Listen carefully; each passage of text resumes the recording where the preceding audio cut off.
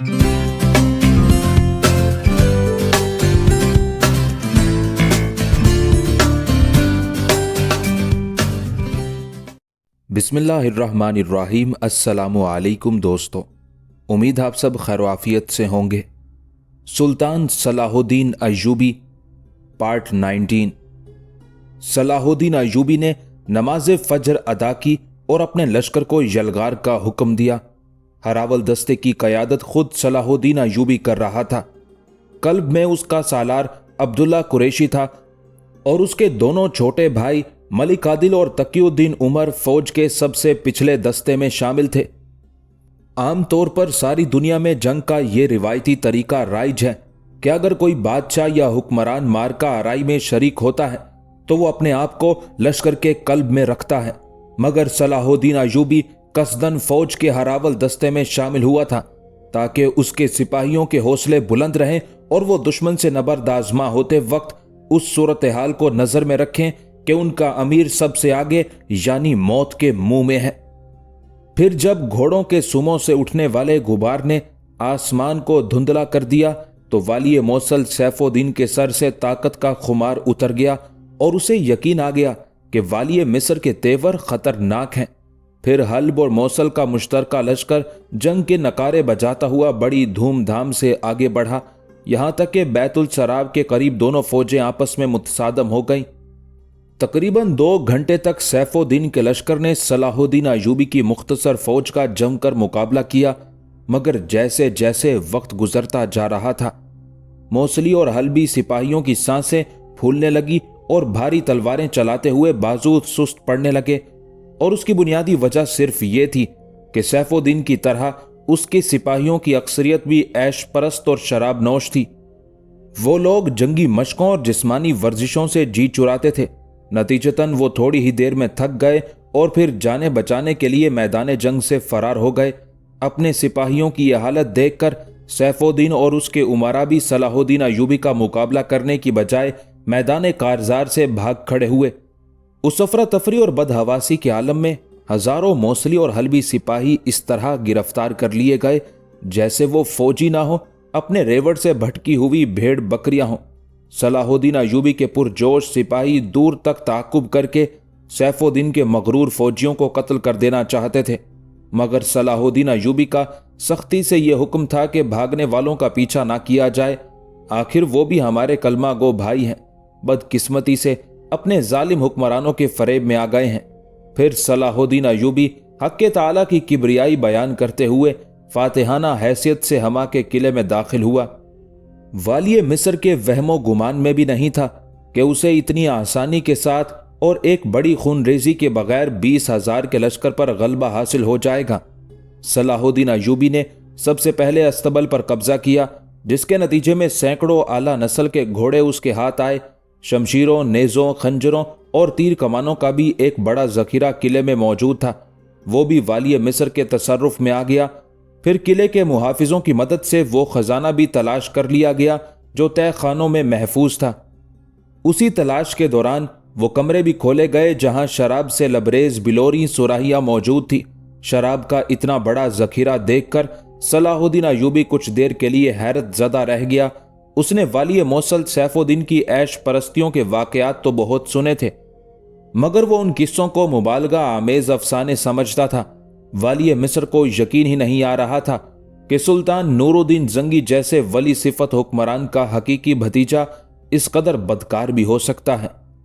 फिर उस वक्त सलाहुद्दीन अय्यूबी के अजियत व कर्ब में मजीद इजाफा हो गया जब उसने देखा कि किले में सैकड़ों खूबसूरत रकासाएं और मुतरिबाएं मौजूद थी। हमा का किला क्या था, एक ओबाश हाकिम का इशरत कदा था। फिर जब सलाहुद्दीन अय्यूबी हमा के सब्जाजार की तरफ गया तो एक और मंजर देखकर हैरान रह गया। सब्जाजार में सैकड़ों पिंजरे रखे हुए थे जिनके अंदर बुलबुलें, फाख्ताएं, कुमरियां, तोते और मुख्तलिफ किस्म के परिंदे बंद थे। उन मासूम परिंदों को कैद की हालत में देखकर सलाहुद्दीन अय्यूबी को बहुत तरस आया। वो बेताबाना आगे बढ़ा और एक एक करके तमाम पिंजरों के दरवाजे खोल दिए। फिर उस वक्त तक सब्जाजार में खड़ा रहा जब तक तमाम परिंदे अपने पिंजरों से निकलकर दरख्तों की शाखों पर नहीं बैठ गए। फिर कुछ देर तक सब्जाजार की फिजाओं में آزاد پرندوں کی چہچہاہٹوں کا شور سنائی دیتا رہا۔ یہ منظر دیکھ کر صلاح الدین ایوبی کے ہونٹوں پر ایک عجیب سی مسکراہٹ ابھر آئی تھی، اور والی مصر کو یوں محسوس ہوا جیسے طویل قید سے رہائی پانے والے پرندے اس کو دعائیں دے رہے ہوں۔ پھر صلاح الدین ایوبی کے حکم پر شراب کی تمام سراہیاں قلعے کے میدان میں جمع کی گئیں۔ اس کے ساتھ ہی موسیقی کے بہت سے آلات بھی تھے، جن میں سارنگیاں اور بربط وغیرہ شامل تھے۔ ناچنے اور گانے والی عورتوں کو بھی میدان میں لایا گیا۔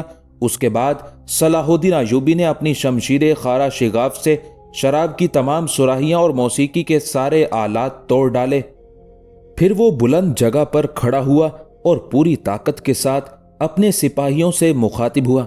والی مصر کی آواز اس کے تمام سپاہیوں تک نہیں پہنچ سکتی تھی، اس لیے صلاح الدین ایوبی نے تھوڑے تھوڑے فاصلے پر تقریر کی صلاحیت رکھنے والے نقیب کھڑے کر دیے تھے، جو والی مصر کی زبان سے ادا ہونے والے الفاظ کو اس طرح دہراتے تھے کہ صلاح الدین ایوبی کا پیغام اس کے آخری سپاہی تک پہنچ جاتا تھا۔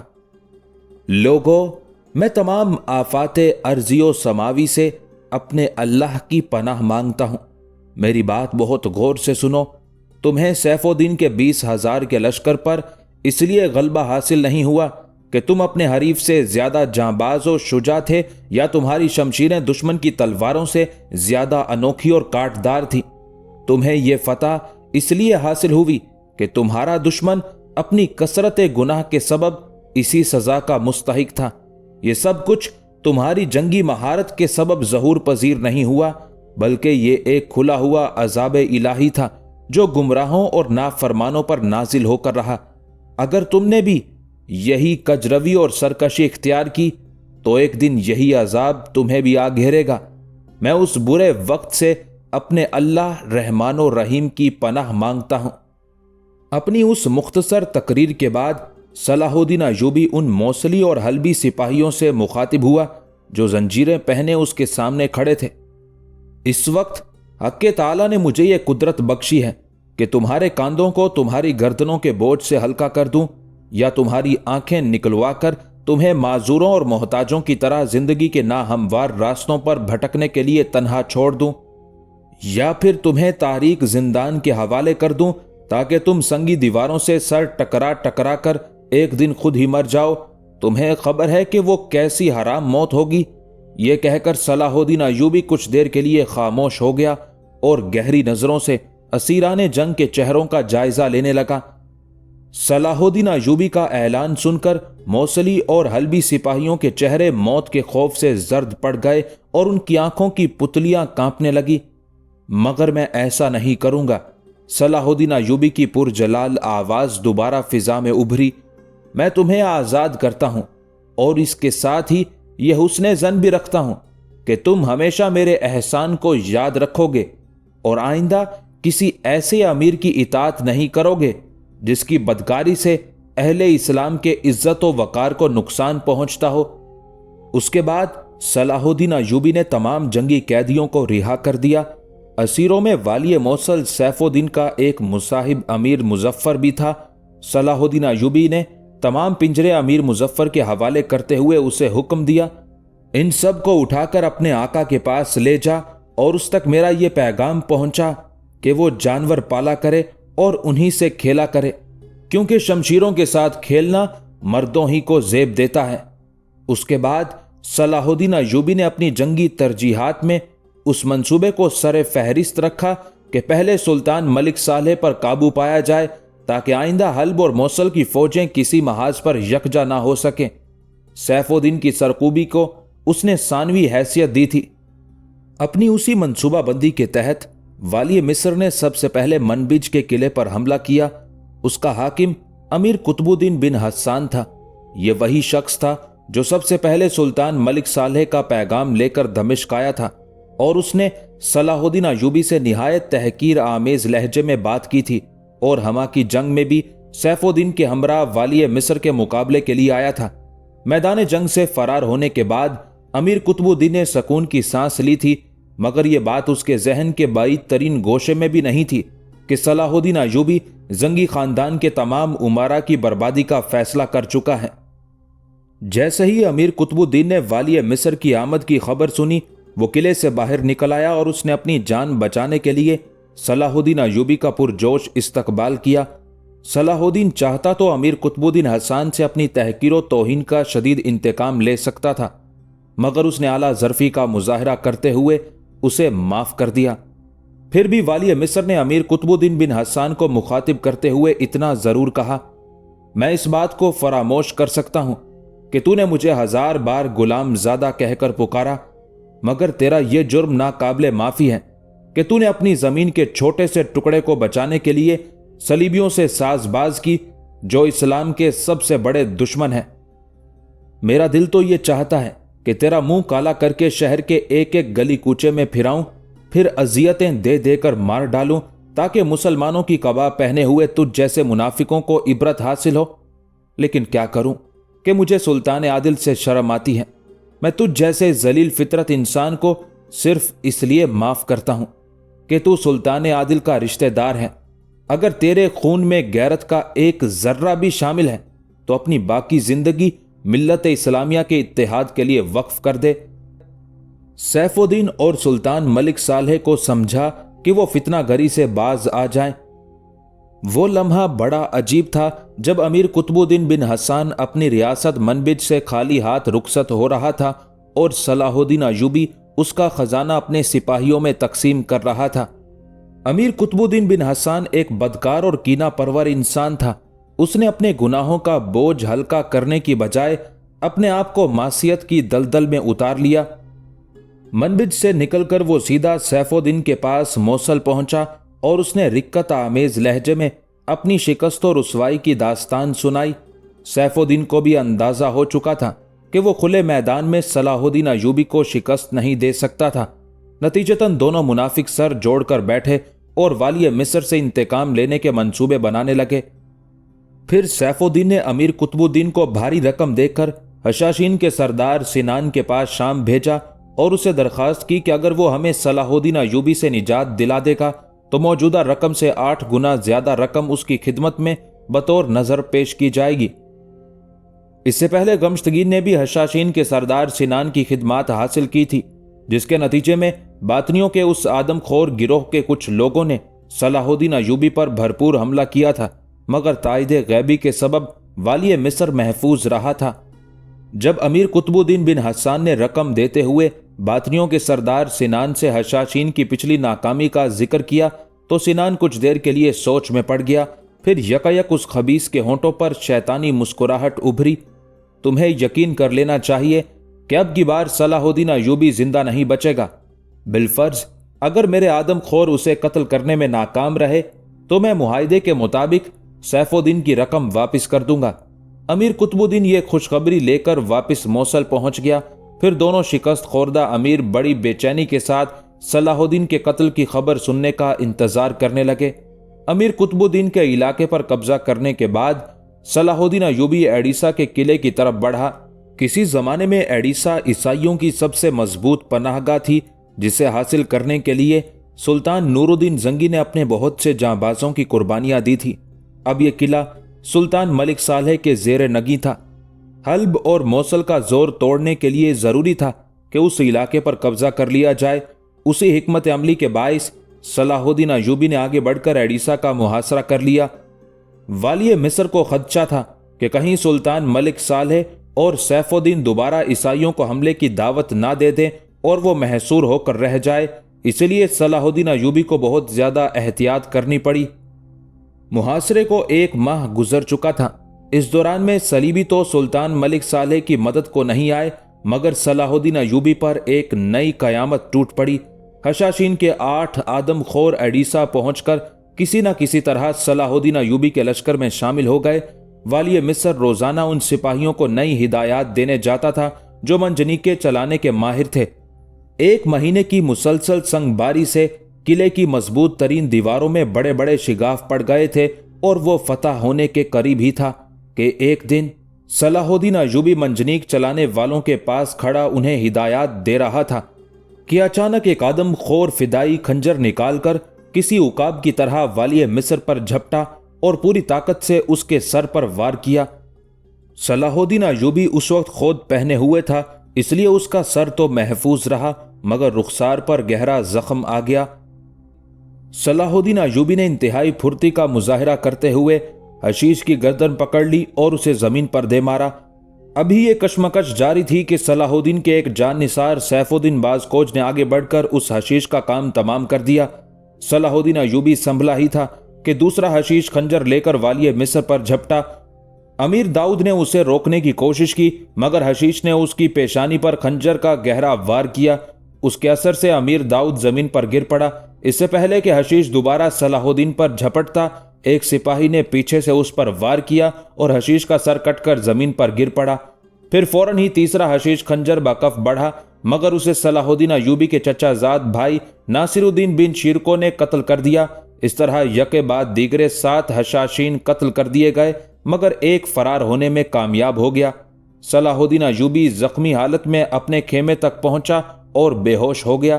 بظاہر والی مصر کے رخسار کا زخم اتنا خطرناک نہیں تھا جس کے اثر سے صلاح الدین ایوبی بے ہوش ہو جاتا، مگر جب کئی گھنٹے بعد بھی اسے ہوش نہیں آیا تو تمام سالاروں کو تشویش لاحق ہو گئی۔ فوری طور پر طبیب کو طلب کیا گیا۔ اس عرصے میں صلاح الدین کے چہرے پر سوجن آنی شروع ہو گئی تھی۔ یہی حال امیر داؤد کا تھا جس کی پیشانی پر حشیش کے خنجر کا زخم آیا تھا۔ طبیب خاص نے بہت غور و فکر کے بعد اپنی رائے کا اظہار کیا۔ بڑھتی ہوئی سوجن سے اندازہ ہوتا ہے کہ خنجر زہر آلود تھا۔ طبیب کی تشخیص سن کر تمام سالار گھبرا گئے۔ کیا تمہارے پاس اس زہر کا تریاک نہیں ہے؟ صلاح الدین ایوبی کے چھوٹے بھائی ملک عادل نے بدحواسی کے لہجے میں کہا۔ میں نہیں جانتا کہ کون سا زہر استعمال کیا گیا ہے۔ طبیب بھی پریشان نظر آ رہا تھا۔ پھر صلاح الدین ایوبی اور امیر داؤد کو بے ہوشی کی حالت میں کئی دافع زہر دوائیں پلائی گئی اور زخموں پر کئی مرہم لگائے گئے مگر کوئی فائدہ نہیں ہوا، یہاں تک کہ شام تک امیر داؤد انتقال کر گیا۔ صلاح الدین ایوبی کے چہرے کی سوجن بڑھتی ہی جا رہی تھی۔ آخر طبیب نے انتہائی غم زدہ لہجے میں اس بات کا اعتراف کر لیا کہ زہر مکمل طور پر خون میں سرایت کر گیا ہے اور والی مصر کے بچنے کی کوئی امید نہیں ہے۔ 7 آدم خور حشیشان صلاح الدین ایوبی کو قتل کرنے کی مہم میں ہلاک ہو چکے تھے مگر ایک حشیش کسی نہ کسی طرح فرار ہو کر شام پہنچ چکا تھا اور اس نے اپنے امیر سنان کو یہ اطلاع پہنچا دی تھی کہ صلاح الدین ایوبی ایک حشیش کے خنجر سے بری طرح زخمی ہو چکا ہے۔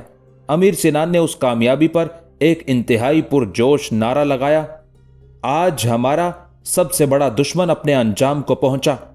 حشیشان کے امام سنان کا یہ اظہار مسرت اس لیے تھا کہ باطنیوں کے تمام فرقے صلاح الدین ایوبی کو اپنا سب سے بڑا دشمن سمجھتے تھے، اور یہ امر واقعہ ہے کہ صلاح الدین ایوبی نہ صرف صحیح العقیدہ مسلمان تھا بلکہ فرض و سنت پر بھی سختی کے ساتھ کاربند رہتا تھا، اور اس نے دل کی گہرائیوں کے ساتھ اللہ سے عہد کیا تھا کہ اگر اسے غلبہ حاصل ہو گیا تو وہ ان باطنیوں کی جڑیں تک اکھاڑ پھینکے گا جو ملت اسلامیہ کے انتشار و افتراق کا بنیادی سبب تھے۔ اس لیے جب ایک حشیش کے خنجر سے صلاح الدین ایوبی کے زخمی ہونے کی خبر شام پہنچی تو باطنیوں کے تمام فرقوں میں جشن منانے کی تیاریاں ہونے لگی، کیونکہ ان کے خیال میں خنجر کے ذریعے صلاح الدین ایوبی کے جسم میں جو زہر داخل کیا گیا تھا وہ ناقابل علاج تھا۔ اس لیے باطنیوں نے اپنے طور پر صلاح الدین ایوبی کی موت کا یقین کر لیا تھا۔ پھر اس خبر کو حشیشان کے امام سنان نے والی موصل اور سلطان ملک صالح کے درباروں تک بھی پہنچا دیا تھا اور دونوں حاکموں کو صلاح الدین کی موت کی پیشگی مبارکباد بھی دے دی تھی۔ اس طرح موصل اور حلب میں بھی جشن کا سا سما تھا۔ سیف الدین اور سلطان ملک صالح ہر گزرتے ہوئے لمحے کے ساتھ والی مصر کی موت کی خبر کے منتظر تھے۔ ادھر صلاح الدین ایوبی کی حالت لہجہ با لہجہ بگڑتی جا رہی تھی۔ زہر کے اثر سے پورا جسم سوج گیا تھا اور نیلا بھی پڑ گیا تھا۔ تمام اطباء مایوس ہو چکے تھے اور تمام امراء بدحواس تھے۔ آدم خور حشیش کے خنجر کے اثر سے امیر داؤد کی موت نے صلاح الدین ایوبی کے تمام سالاروں اور امیروں کو بھی اس خدشے میں مبتلا کر دیا تھا کہ کہیں خدا نخواستہ والی مصر بھی اس زہر کے اثر سے موت کے خونی ہاتھوں کی گرفت میں نہ آ جائے۔ وہ رات لشکر ایوبی کے ایک ایک سپاہی پر بہت گراں تھی، بظاہر صبح ہونا بھی مشکل نظر آ رہی تھی۔ پھر نصف شب کے قریب صلاح الدین ایوبی نے اسی بے ہوشی کی حالت میں امام شرف الدین کو اپنے خیمے میں داخل ہوتے دیکھا۔ इमाम शरफुद्दीन बहुत बेकरार और मुस्तरिब नजर आ रहे थे। वो तेजी से सलाहुद्दीन अय्यूबी के करीब आए। कुछ देर तक निहायत कर्ब के आलम में वाली मिस्र को देखते रहे। फिर आसमान की तरफ नजर करते हुए फरमाया, ऐ कादिर मुतलक, तू अपनी रहमत के हर जाविया इजहार पर कादिर है। मैं तेरी बख्शी हुई जिंदगी गुजार चुका, मगर मैं ये राज नहीं जानता कि तेरे यहां मेरी कितनी सांसों का शुमार बाकी रह गया है। अगर मेरे नसीब में कुछ सांसें बाकी हैं तो वो इस मुजाहिद को बख्श दे जो मौतो हयात की कशमकश में मुब्तला है। ऐ मसीहाए हकीकी, इसके जिस्म में सरायत कर जाने वाले जहर के तमाम असरात बद को ज़ाइल फरमा दे और इसे उस मकसद अजीम की तकमील तक जिंदा रख जिसके लिए ये मुजाहिद जान तोड़ कोशिशें कर रहा है। ये कहकर इमाम शरफुद्दीन झुके और उन्होंने अपने होंठ सलाहुद्दीन अय्यूबी के जख्म पर रख दिए जो हशीश के खंजर के वार से उसके रुखसार पर उभरा था। इमाम शरफुद्दीन कुछ देर तक उसी हालत में रहे। फिर वो सीधे हुए और उन्होंने अपना दस्ते मुबारक वाली मिस्र के सर पर रखते हुए दुआया लहजे में फरमाया, ऐ मर्दे मुजाहिद, तुझ पर अल्लाह की सलामती हो। उसके बाद इमाम शरफुद्दीन सलाहुद्दीन अय्यूबी के खेमे से निकलकर चले गए। थोड़ी ही देर बाद वाली मिस्र के खेमे में मौजूद तमाम अमीरों और सालारों ने यह नाकाबिले यकीन मंजर अपनी आंखों से देखा कि कई दिन से बेहोश सलाहुद्दीन अय्यूबी अचानक उठकर बैठ गया है। चेहरे की तमाम सूजन गायब है और जख्म का निशान भी मौजूद नहीं है। अभी अभी शेख शरफुद्दीन तशरीफ लाए थे, वो कहां है? सलाहुद्दीन अय्यूबी ने पुरजोश और मुस्तरिब लहजे में उमरा को मुखातिब करते हुए कहा। वाली मिस्र का सवाल सुनकर तमाम उमरा को शदीद हैरत हुई। फिर सलाहुद्दीन अय्यूबी के छोटे भाई मलिक आदिल ने हैरत ज़दा लहजे में मुअद्दबाना अर्ज किया, शेख मोहतरम यहां कहां? वो तो मिस्र में है। सलाहुद्दीन अय्यूबी बहुत देर तक उमरा के सामने अपनी बात पर इसरार करता रहा कि इमाम शरफुद्दीन ना सिर्फ खेमे में तशरीफ लाए थे बल्कि हजरत शेख ने उसके सर पर हाथ रखकर बहुत सी दुआएं भी दी थी। उस मौजू पर बहुत देर तक वाली मिस्र और उमरा के दरमियान गुफ्तगू होती रही। आखिर एक अमीर ने जो इमाम शरफुद्दीन के आरिफाना मकाम से किसी कदर वाकिफ था, यह कहकर सलाहुद्दीन अय्यूबी और दूसरे सालारों को कायल कर दिया कि वो इमाम साहब का रूहानी सफर था जो उन्होंने मिस्र से अडीसा तक किया था और उन्हीं की दुआओं के असर से ये मोहलिक जख्म चंद लम्हों में मुंदमिल हुआ था, वरना बड़े बड़े तबीब तो इस जहर का तिर्याक तलाश करने में नाकाम हो चुके थे। ये सोचते ही सलाहुद्दीन अय्यूबी की आंखों में आंसू आ गए। खेमे में मौजूद तमाम सालारों और अमीरों की आंखें भी भीग गई थी कि हजरत शेख की दुआओं से वाली मिस्र को शिफा हासिल हुई थी।